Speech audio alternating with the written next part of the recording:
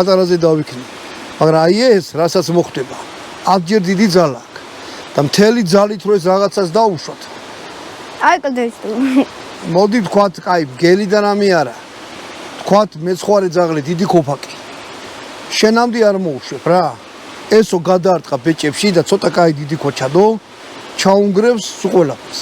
ამ ყველა ვარიანტში მოიგერიებთ მაინც. კომპაქტურია, თუ ჯოხი არა გაქვთ იარაღი და ასე შემდეგ, გაჭირვებისაა რა. არ გადამარტყო. რა. არ გადამარტყო. ვერ გავიგე. არ გადამარტყო. არა კაცო, რატო უნდა გადაგატყო?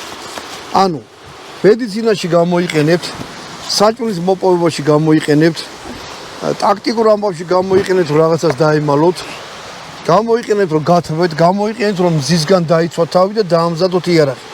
ანუ ვინც ეს მოიგონა სამხედროებისთვის. ის იყო ძალიან ჭკვიანი კაცი, რა შტერი არ იყო. თუ ძალიან